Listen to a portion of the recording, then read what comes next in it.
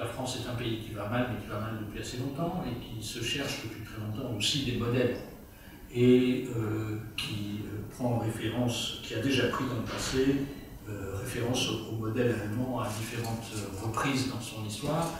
Et ce qui est amusant dans le débat actuel, c'est que dans le passé, cette référence a eu le sens exactement contraire de ce qu'elle a aujourd'hui.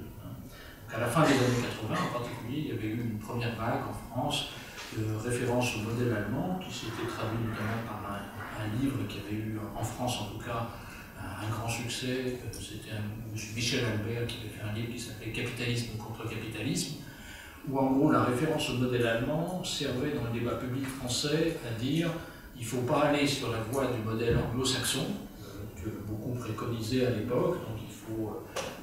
Beaucoup de gens disaient le problème de la France c'est qu'il y a trop d'États, il faut abaisser la protection sociale, diminuer les impôts, diminuer l'État, etc. Et par rapport à cela, donc la référence au modèle allemand servait à dire non, c'est pas du tout dans le sens du modèle anglo-saxon qu'il faut aller, c'est dans le sens effectivement d'un modèle allemand qui laisse peu de place au marché financier, où il y a donc les house banks qui aident beaucoup les entreprises, où il y a la codétermination dans les entreprises avec un pouvoir des salariés et des syndicats de salariés très important, des accords de branche très, très poussés, etc. etc. Ce qui est très étonnant et amusant d'un certain côté, mais embêtant par d'autres, c'est que dans le débat actuel, en France mais aussi en Europe, la référence au modèle allemand a pris le sens exactement contraire. Elle est censée expliquer les raisons pour lesquelles il faudrait aujourd'hui libéraliser le marché du travail, abaisser les dépenses publiques, diminuer les impôts, etc. etc. Tout cela parce que c'est effectivement le type de politique qu'avait mené le gouvernement de Gerhard Schröder au début des années 2000 en Allemagne, et que les Allemands eux-mêmes, mais aussi beaucoup d'autres Européens et beaucoup d'autres Français en particulier, considèrent que c'est à cause, grâce à ces réformes-là, que l'Allemagne s'en tire aujourd'hui indéniablement, et j'y reviendrai largement, beaucoup moins mal que les autres pays européens dans la crise actuelle, que son industrie résiste, et à peu près la seule à résister à l'échelle européenne, à réussir à exporter en dehors de la zone euro, etc. etc.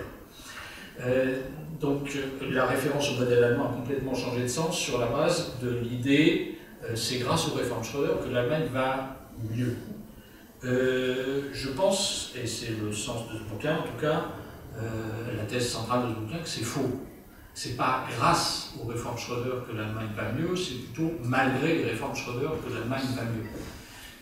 Je pense que les réformes Schröder ont eu comme effet, surtout en Allemagne, d'approfondir les inégalités. Donc c'est le premier gouvernement vraiment de gauche en Allemagne depuis 140 ans que l'Allemagne existe. Mais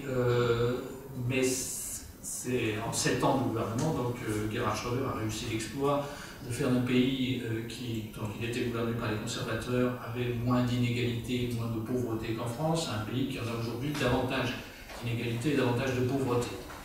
Je pense qu'en faisant cela, il a plutôt affaibli un des piliers centraux du modèle allemand qui fait et qui fait encore son succès, notamment sur le plan industriel, à savoir sa cohésion sociale.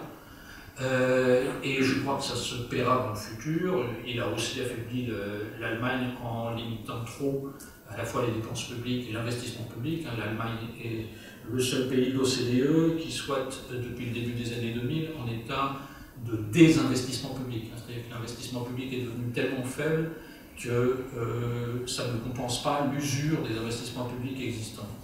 Je pense que l'Allemagne n'est pas du tout un pays en ruine, c'est des choses qu'on peut faire un certain nombre d'années, mais on ne peut pas faire ça tout le temps, et ça ne prépare pas très très bien l'avenir.